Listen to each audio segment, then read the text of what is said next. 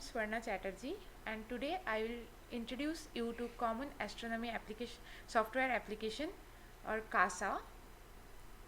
So I am doing my PhD currently in IIT Indore under Professor Abhirup Datta, and I am also a fellow colleague of your TA Harsha Avinash Tanti. So during my PhD I have mainly focused in reducing radio astronomical data sets using CASA, and so today I will give you a brief introduction to how to use CASA for interferometric data reduction and imaging. Now I'll give a brief overview of what the data reduction steps include. So after any telescopic observation, we receive raw data sets from the telescope facility. But this raw data, along with the information of any astronomical object that we targeted to observe, it also has some unwanted or bad data which we need to identify and then remove or flag from this raw data. So we need to identify them, and these bad data, so called bad data, are called as RFI or radio frequency interference in interferometric observations. So where does these RFIs come from? Well, it can come from the satellites in working in this frequency range of observation, several mobile towers like for GMRT observations, the Geo network, the Airtel network, they are RFI for the GMRT observation in some bands, or several instrumental transmission system. These perform as RFI, which we need to identify and immediately remove from our data. Then we proceed towards the calibration, where we correct for several other effects that can affect our scientific outcome. Then we receive the initial image of our targeted observation, but then again we need to do a calibration which is called as self-calibration, which I will again discuss later in detail. And then finally we receive an image which can be used for performing science. So here this is a link from where you can download the CASA, and there it is also described how to install it in your system, and the installation is very simple. You just need to go to this website, download the preferred version of CASA you want to install, and then give the path in your system. Here is a tutorial by VLA which you can use to learn CASA, and this includes several basic steps which I also will show you. Now these are the data, some of the data archives from where you can easily get any telescopic observation. This is the VLA archive, and if you go to this archive, so here you will get several observations that VLA has performed throughout. In ALMA archive, same you will get for several ARMA observations data, and this is the GMRT archive. So you can go to these archive, give a input that this observation you need to download, and then you can download the observation and then proceed with the next steps. After downloading the data from any of the previously mentioned archive, we will receive a FITS file. So to analyze the data or visualize the data, understand what are the RFIs, we must convert the FITS file into a visibility file or the CASA measurement set. For that, we will use the import UV FITS task in CASA. So we will write CASA in terminal, which will open up Python interface, and then we will write their import UV FITS, and FITS file name we will give whatever our FITS file name is that we received from the archive. For my case it is given as obs.fits, and then I have given a visibility file name or this viz as obs.ms. So this is your choice that you can give whatever you wish to give, and please write also .ms as extension after that. Now to visualize the data, we will initially perform a list of tasks. So we will write in the terminal list stops and then give this visibility name, and we will visualize the observation. Here we have taken observation of Abel 1914 cluster, which was observed with GMRT. So I basically know that our target is A1914, but if you don't know, there are ways to find out which is your calibrators and which is your target. How to find that out? So flux calibrator is usually observed in the beginning of any observation or in the end of any observation, or both the times. So here we can see 3C286 was observed as our flux calibrator. It is generally observed for 10 to 15 minutes. Now we can see it was observed from 12 hours 14 minutes to 12 hours 24 minutes. That means basically 10 minutes it was observed in the beginning. Again we see that it was observed in the end of the observation. Then something was observed named 1331+305. So this is our phase calibrator. So idea to observe a phase calibrator is initially alternatively with target. So we will observe phase calibrator once, then we'll proceed with target observation. Again we will observe phase calibrator, again target, again phase calibrator, again target. And we can perform during observation, we can perform this loop whatever is needed for the observation scientifically or technically. So here we can see there has been performed 3 loops of this phase, 1, 2, 3 and 4 loops of this phase calibrator and target observation, and at the end again first flux calibrator was observed.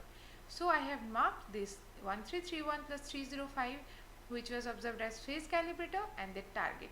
Now how to identify which was phase and which was phase calibrator and which was target in all this loop? So phase calibrator will be obviously observed for lesser time. That is, here it was observed from 12:27 to 12:32, basically 5 minutes.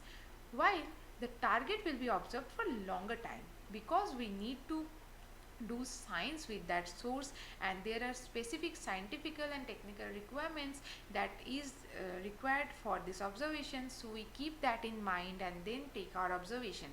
So target is obviously observed for more time. As we can see, 1914 was observed from 12:35 to 13:17. That is much more time than the observation period of our phase calibrator, which was just 5 minutes. Here another thing I will mention, that is the integration time. So integration time is basically the time period for which the data has been averaged during performing the observation, and that is termed as integration time. One more thing you need to note down from this list of, that is the field IDs. So here you can see that 3C286 has been given the field ID 0, and then 1331+305, that is our phase calibrator, has been given the field ID of 1, and A1914, which is our target, has been given the field ID 2. And these field IDs you need to remember while performing the data reduction. Also from list stops you can see the antenna IDs, which is not shown here, but while you will perform the task list stops, you will also see the several antenna IDs which will be shown down, and you can mark the antenna names from that. Now as I have mentioned how the observation is taken, so now I will tell what are the calibrators and why these are needed for any telescopic interferometric observations.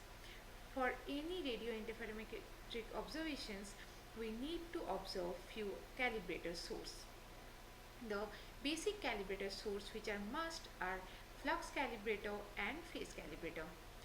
Flux calibrator is generally an isolated compact source situated outside our field of view of interest, and this source is with a known flux density.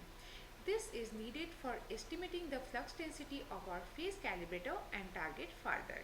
So after from this flux density calibrator, we bootstrap the flux density for our sources. There are three standard flux calibrator, that is 3C48, 3C147 and 3C286. As we have already seen that for our observation 3C286 was chosen as flux calibrator. So depending on which of these three sources are above the horizon during our observing session, the flux calibrator is chosen. This flux calibrator is also used as bandpass calibrator often. Another target calibrator is the phase calibrator. This calibrator is needed to account for the various gain variations or ionospheric phase variations that occurs during the observation session.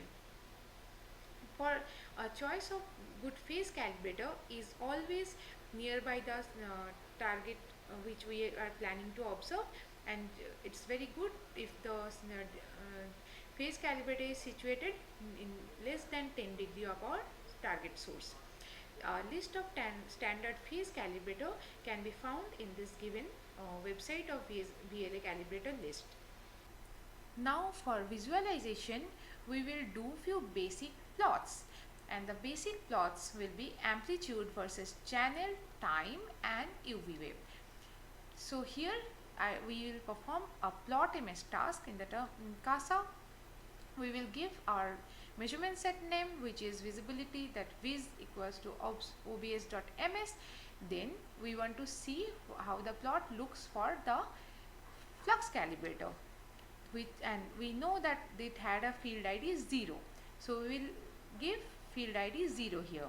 Correlation, we will observe both the correlation, the RR and LL polarization, both, so we have given both. Here we want to see for all antennas, so I have kept this antenna space blank, but if you want to observe for any specific antenna, you can identify the antenna name from list jobs and then give the antenna name in this space. Spectral window, so for VLA there are 16 spectral windows for wideband data. For GMRT there is only one spectral window, and as our data is from GMRT, so here I have not given any spectral window, and I want to see how the plot looks for all the spectral windows. So this also I have kept blank. X-axis we can change as time, channel or UV wave as I have mentioned here, and y-axis I have kept at amplitude. Now after the plots, we have to look in the plots for any anomalies, any sudden change in amplitude over small range, and also we need to identify any non-working antennas. So how to identify the non-working antennas? Any non-working antennas will show very small amplitude compared to the other antennas, and so we can visualize, and if we identify any non-working antennas from that, it should be carefully visualized, and then we can remove it or flag it from the data. So after visualization, we will proceed with the flagging.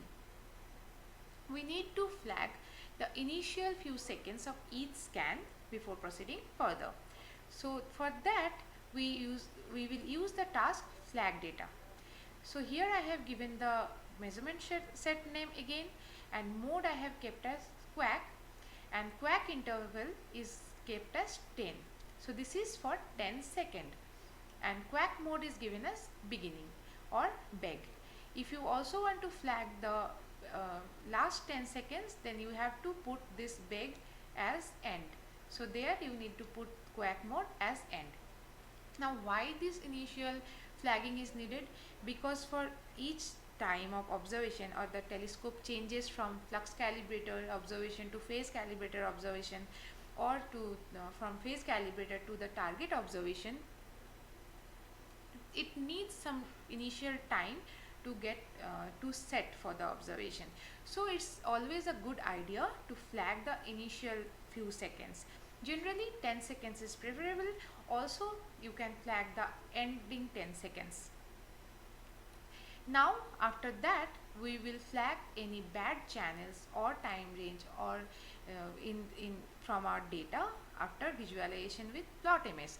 Here I have shown a plot of the amplitude versus channel, and we can see a very bright peak of amplitude here in channel 0. So we will identify the channel number and then we will manually flag it from the data. You can also, as I mentioned, you can also visualize for all the antennas, and then if you identify any bad antenna, you can flag it. For my case, I have gone through this and I did not note any such antenna which was showing lesser amplitude, very less amplitude compared to other antennas, so I did not find it useful to flag any of the antennas. But this, as you can see, this channel 0 has a very bright RFI peak, so obviously we need to flag it. For that we have used flag data. We have kept the mode as manual because I want to take also a backup of whatever I am flagging, so I have kept the flag backup true, and spectral window or the channel number we have to specify with this SPW parameter. So in SPW there are two parameters that we can give. The first parameter is the spectral window number. As our data is from GMRT, so there is only one spectral window. But if your observation is from VLA, then there are 16 spectral windows for VLA wideband data. And if you want to flag any of the channel from any spectral window, you need to give the spectral window number here, and then you can give the channel number here. So for GMRT, as there is only spectral window with the spectral window ID 0, I have put it as 0, and then channel number is 0. So you need to remember that if your data observation set is spread over 124 channels, then the channel number, the channel index starts from 0. So for 124 channels, your last channel index will be 123. Now we are moving towards advanced flagging. So in previous slide, whatever I have explained was manual mode, but this manual mode flagging can be very labor intensive and also very time taking. So TF crop is an advanced level of flagging which works on both uncalibrated data sets, which is this. Right now we have not done any calibration, so here also we can perform TF crop, and also after we perform the calibration, then again we can perform TF crop on our data sets. TF crop carefully analyzes the data and then flags, so it is less time taking affair, so saves a lot of time which can be taken if we go with manual flagging mode. So it's always a good idea to use TF crop before proceeding with calibrations. So what TF crop does is it takes the average over the visibility amplitude over a time period, then fits a robust piece polynomial function to model the base of RFI spikes. Then it calculates the data minus fit, which gives the sigma, and subtracts any point deviating from n sigma. So n sigma, the value of n we can give in TF crop. Now I will tell you how to use this TF crop mode. For this, again we will use the flag data task. So here again we will give the measurement set name and the visibility, that this is ops.ms. Mode, last time we have kept manual, but this time we are shifting the mode to TF crop, which is the flagging mode.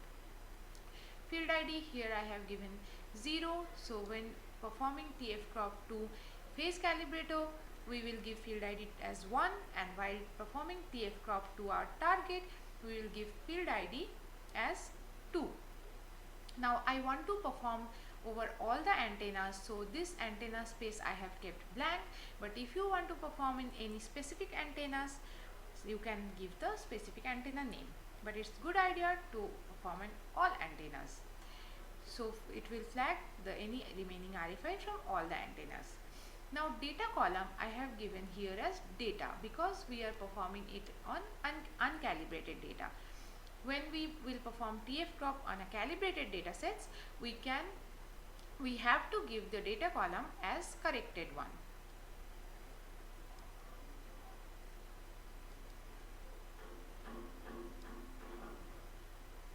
So that time the data column should be given as corrected data column. Now as I mentioned this n sigma, so the value of n we are putting here. Here this value of n for frequency cutoff is given as 4, while for time cutoff the value of n has been given as 3. Now this extend flags I have kept false. So what extend flags does is, if you keep it as true, it will flag any data it has flagged for RR polarization. It will also flag for LL polarization. So I choose to keep it false. So RR and LL polarization will be flagged differently, and any extra flagging done for any of the polarization will not be extended to the other polarization. Now action, here we will visualize first. So I have kept as calculate, and you can see how it is flagging, and with the display command where display both is will show both the RR and LL polarization. Now while we want to perform the flagging, then we have to change this action to apply from calculate. So now we will see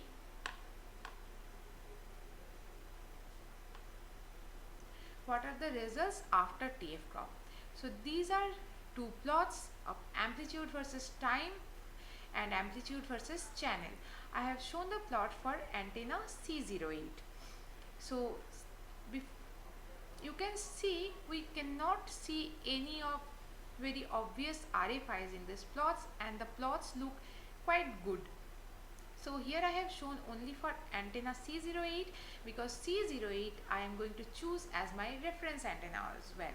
So for calibration, performing calibration, we need to choose a reference antenna, and that antenna will be selected as reference, and all the other like delay or any other calibration parameters will be calculated setting that antenna as reference antenna. So I examined that C08 had a good amplitude over time and channel, so I have chosen this as reference antenna. You can visualize these plots for all the antennas and choose any of the antennas which you feel the amplitude versus time plot or amplitude versus channel plot are very good compared to other antennas. You can choose that as reference antenna. Now I will proceed with the calibration. So for calibration, you need to do first set the flux density of the flux calibrator using this setg task. So here you give the observation file name and then use a standard model using which the flux density will be set for the flux calibrator, that is has the field ID 0. Here I have preferred to use the standard Scafie Hill 2012 model. There are several other models, and you can choose any of that model which you used to choose. Now we will proceed with the initial phase calibration. So this phase calibration is needed for correction of errors induced from variable ionosphere or any electronics, and this phase calibration is very much essential to average over small phase variations happening with time over the band pass. For this we will use the gain cal task in CASA. So we have to give a cal table name, which I have given here obs.g1, and the gain type for this is given as G. Because we need to perform this calibration from flux calibrator, so field ID was given as 0, and the reference antenna as I have mentioned was given as C08. So after visually inspecting, I have chosen a channel range of 27 to 36, which had a good and consistent amplitude values over channels, and cal mode is kept as P, because it is phase calibration, and solent I have taken as 60 second, which is on what time period these solutions will be averaged. Now after performing this gain cal task, we will visualize in using plot ms our results. So we will use again plot ms, but this time viz is given as obs.g1, which was our cal table. So we will visualize this, and we will visualize for a time versus phase graph, and to check the phase range in minus 180 to plus 180 degree, I have set this plot range minus 180 to plus 180, and I have also given an iteration over antenna. So then we see that this phase versus time plot, it is shown here for antenna C09, and we see that phase versus time plots look very good, and there are no sudden anomaly or phase variation over the time. The phase variation over the time is not that much. Now we will calculate the delays. So here we will solve for the respective delay in response of each antenna with respective to the reference antenna, which is C08. For this again we will use the gain cal task. We have put now cal table at obs.k1. For delay calibration, the gain type is changed to K, and last time we have kept the gain type as G. Now here solent we are using as infinite, because we want to see any delay in antenna response over the whole observation time period. So whatever your observation time period is generally obviously falls under the time period of infinite. So if you don't remember, you don't need to remember what was your observation time period. You can just set this solent to infinite and then perform this delay calibration task. So here I have chosen to combine for all the scan, as you already saw that our flux calibrator had 2 scans. So here we are combining for the scan, and we are giving the initial cal table that we observation of .g1 as a gain table here. Now after performing the gain cal task, we will again use plot image for a visualization, giving obs.k1 as vis file, and then x-axis as antenna and y-axis as delay. And here we can see delay of each antennas compared to the reference antennas, and we see that the antennas have a delay in nanosecond around 80 nanosecond to minus 30 nanosecond. Now we will proceed with bandpass calibration. So bandpass calibration is needed for correcting the gain variations that is induced for the wide frequency range of observations and the time period. So this bandpass calibration will correct for the gain variations. For this we will use the bandpass task. We have given the visibility name, cal table we have written as obs.b1, solent again we have chosen as infinite. We are doing for all the scans of the flux calibrator with field ID 0, reference antenna name has been given. Again I have chosen to combine the scan, and gain tables I have used observation on G1 and observation on K1. So using these information from these gain tables, it will calculate the bandpass and correct for this gain variations. So after performing bandpass calibration, again we will visualize using the plot image task, and here are the 2 plots of amplitude versus channel and phase versus channel. So we see that phase variation over the channel range, which also represents the frequency range, is quite consistent. So we know that the calibration we have performed was very good. We also see the amplitude decrease slightly with increasing frequency, which is expected, but we see that the amplitude suddenly drops after this channel of 110. So we will prefer to remove this channel after 110. Now we will proceed with the final gain calibration. So whatever calibration task we were performing till now was on flux calibrator. That means the flux calibrator also served as our bandpass calibrator. But now we will perform a gain calibration on the flux calibrator, and then that gain solutions we will get, we will again apply to our phase calibrator. So for this again we are using the gain cal task. We have now named our cal table as obs.gn1, just to remember that the initial gain cal table was given as obs.g1. Now we are writing it as gn1. You can give the cal table name as you prefer. So now this field ID is 0, which is our flux calibrator field ID. Solent again I have chosen as 60 second. I have given a mean SNR for performing the solutions, which is given as 3, and I have given a spectral window range, which I already showed you that from 5 to 110 the amplitude variation was quite consistent. So that is the spectral window range I am choosing to calculate the final gain solutions. Gain type again we have kept as G, and cal mode we have kept this time as AP, which is amplitude plus phase. And we are giving the informations from obs.k1 and obs.b1. We are not giving the information from obs.g1 because again we are performing that same gain calibration. Now after performing this calibration task, we will append whatever solutions we are getting from flux calibrator to that of the phase calibrator. So we will do this gain cal task again, but here in field ID we have given the field ID 1, that is the phase calibrator, and append also we have kept as true. Now we will scale the flux density of phase calibrator. For that we will use the flux scale start. So here I have given this flux scale task I have used, and visibility is given.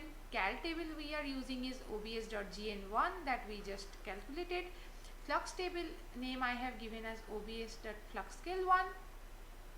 So here the reference of from which the flux density will be calculated is obviously our flux calibrator, that is has the field ID 0, and we have to transfer this flux to the phase calibrator. That's why I have put transfer equals to 1. So these 0 and 1 are the field IDs of flux and phase calibrator.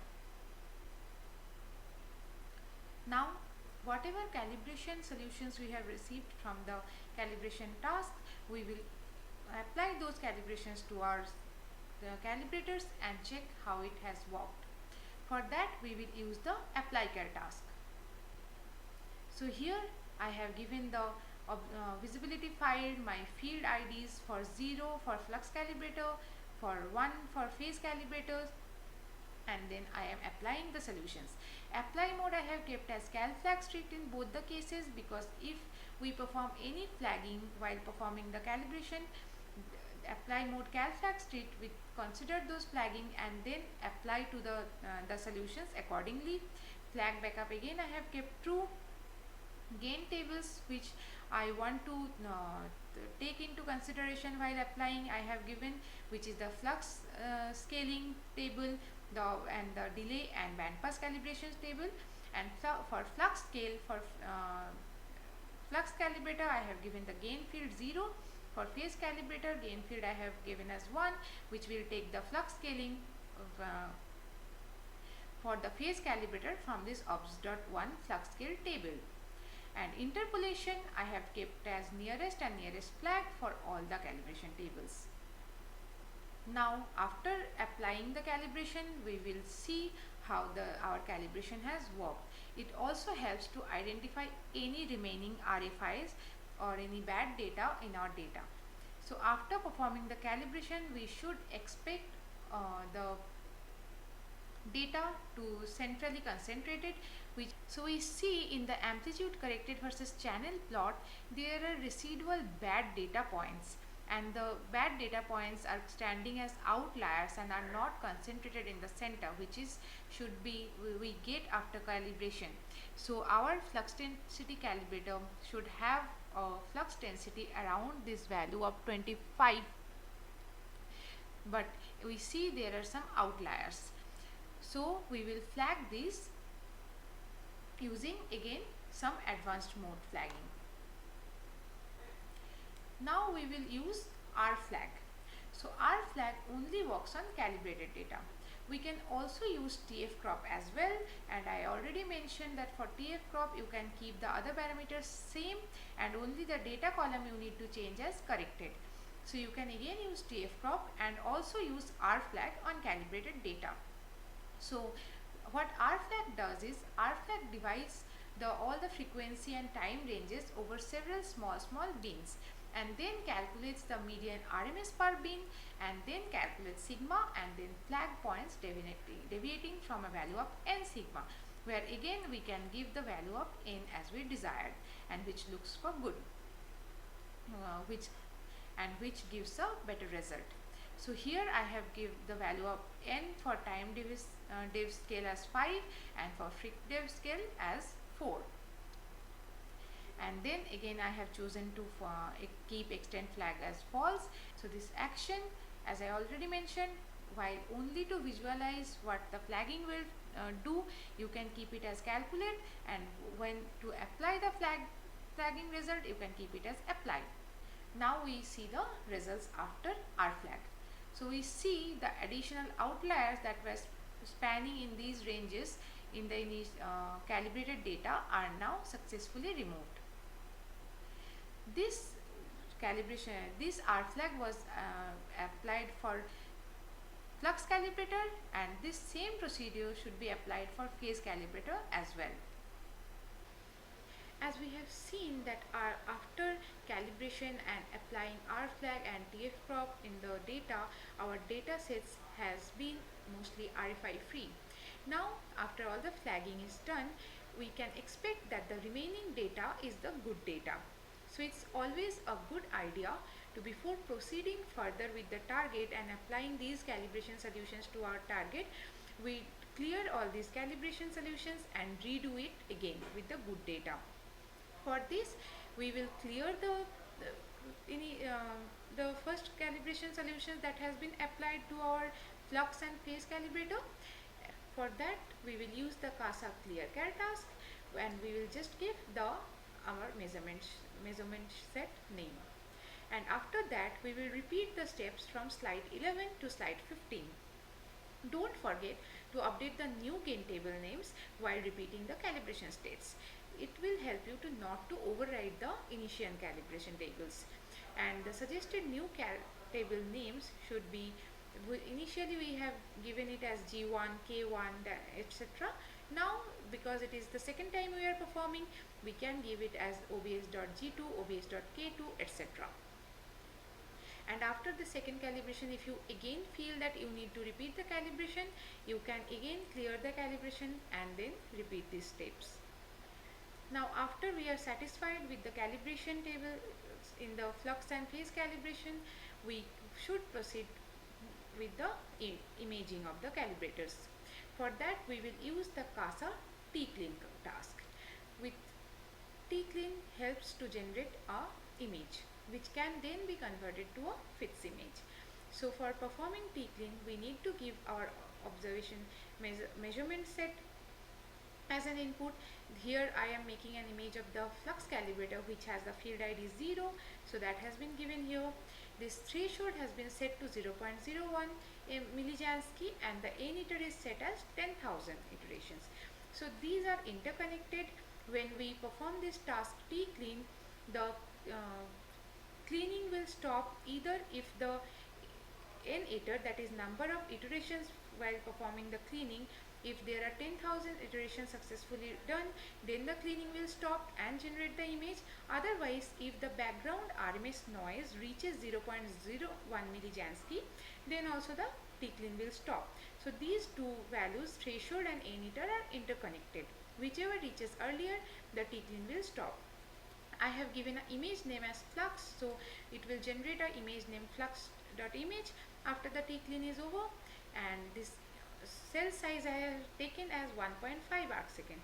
So the basic idea is to take a cell size that will generate 5 pixels per your beam size or your resolution. So here for 317 megahertz, which was our observing frequency, we get a resolution around 7.7 arcsecond.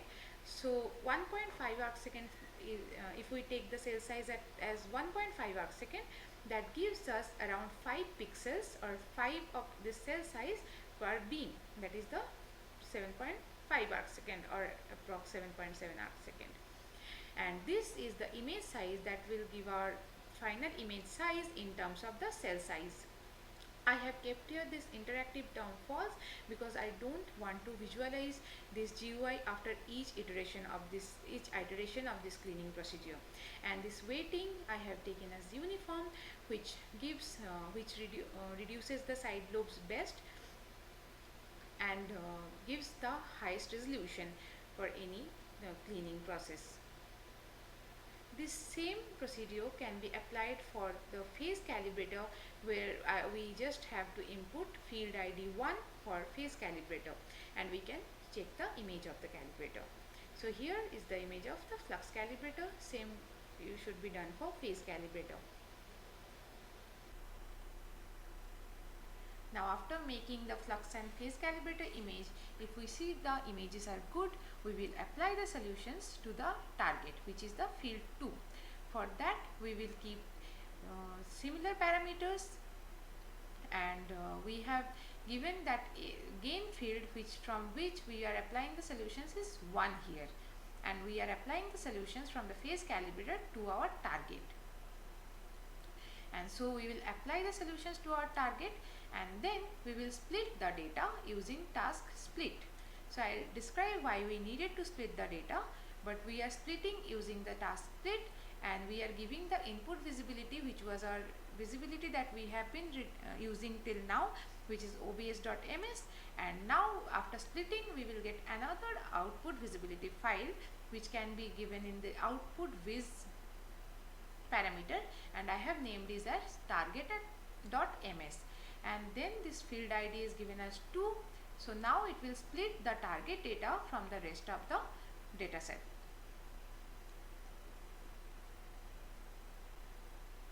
Now after splitting the target data, we will proceed with the self-calibration of target. Till now, whatever gain solutions were applied to the target were from the calibrators, but still there will be some residual errors in amplitude and phase. So now after this calibration, we will we split the target data. Target itself will be acting as a calibrator, and we will input the gain solutions from the model itself to correct for the residual amplitude and phase error. This is an iterative process. Typically 3 to 4 rounds of self-calibration we do. We can also do more round of self-calibrations as needed for a final improved image. So what are the reasons for errors that are still remaining in the solutions? Because target and flux and phase calibrators are observed in different time span, and during different time span there are different position of this target in the sky, and also the ionosphere is changing according to position in the sky. That's why we need to correct for the residual error using target only. Self-calibration includes several steps. The initial step is make an image of your target. For that we have used the tclean task, and after splitting the data, now the field ID of in the target.ms is 0 for our target, because it doesn't have any additional fields. So it has been changed. Initially in obs.ms the field ID of target was 2, but now after splitting the data, the field ID of target will be 0, and you can also visualize it using the list of tasks on the target.ms. So then I have made an initial image of the target, and while making the initial image I have kept save model as model column. So this model column will be further used for getting the solutions. Now after getting the image and the model column is saved, in the information, and the information from the model column is saved on the ms, we will again perform the gain char task on the target.ms. I have given the name to char table as selfcal1.g. Solent here I have kept as 8 minute. This solent can be reduced to 4, 2 and 1 minute at the end, and mean SNR again I have kept as 3, and gain type I have kept as G, and cal mode as P. Now after that we need to apply these solutions to the target again, and then this procedure need to be iterated again and again until major improvement of the image quality is achieved. So initially I have used 8 minutes as solid, and you can gradually lower it to 1 minute and then apply it. And you can see that the image RMS also improves significantly, and we reach lower RMS. So here is the final image of the targeted galaxy cluster ABEL 1914 that I have received after my data reduction. And in similar process, you can image other galaxy cluster, other galaxies, other supernova remnants, whatever we are observing in through radio telescopes. So thank you so much.